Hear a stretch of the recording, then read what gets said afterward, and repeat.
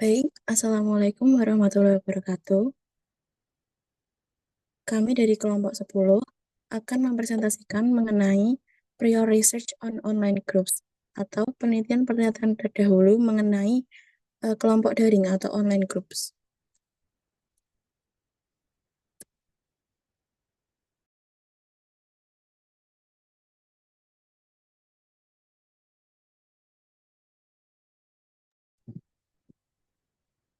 Yang pertama adalah pendahuluan, kemudian penjelasan selanjutnya nanti ada karakteristik dari online group.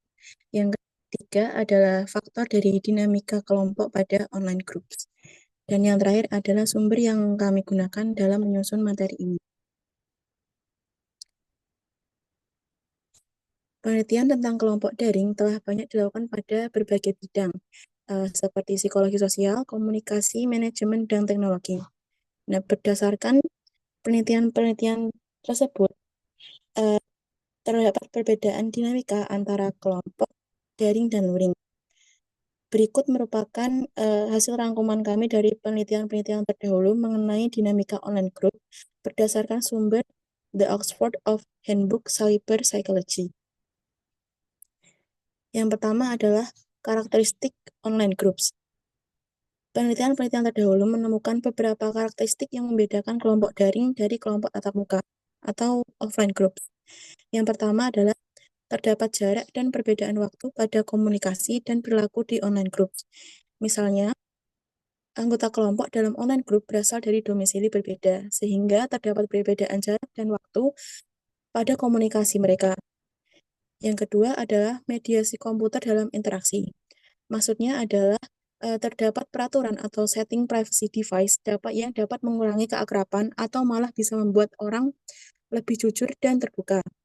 Misalnya, tidak adanya fitur edit tweet pada aplikasi X sering merepotkan pengguna ketika ingin memperbaiki kesalahan penulisan. Apabila yang membaca memiliki pemahaman yang berbeda, akan menimbulkan kesalahpahaman dan mengurangi keakraban. Yang ketiga adalah anonimitas dan kurangnya umpan balik. Terdapat anonimitas atau kurangnya umpan balik langsung yang bisa mempengaruhi dinamika kepercayaan dalam kelompok. Misalnya, anggota online group bisa saja tidak menggunakan identitas asli pada akun mereka atau menggunakan identitas samaran dalam berinteraksi pada rekan di online group.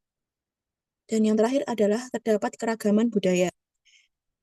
Hal ini sama seperti yang pertama tadi, yaitu terdapat jarak atau perbedaan waktu. Maka apabila terdapat perbedaan domisili, juga pasti terdapat perbedaan budaya pada masing-masing anggota online groups. Selanjutnya adalah faktor yang mempengaruhi dinamika online groups. Pertama adalah motivasi, kontribusi, dan kerjasama pada online group. Motivasi individu untuk berpartisipasi dalam kelompok daring sangat penting. Terdapat penelitian yang dilakukan oleh Setianingsih dan Hidayati pada tahun 2022 menunjukkan bahwa motivasi belajar dapat dipengaruhi oleh berbagai faktor, terutama dalam konteks pembelajaran daring selama pandemi COVID-19.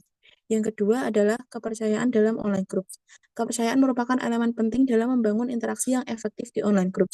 Contohnya adalah ketidakpastian mengenai identitas anggota dapat menghambat pembentukan kepercayaan ini. 3. Pembentukan subkelompok dan konflik. Dalam lingkungan daring, pembentukan subkelompok sering terjadi sebagai respon terhadap dinamika interpersonal atau perbedaan pendapat.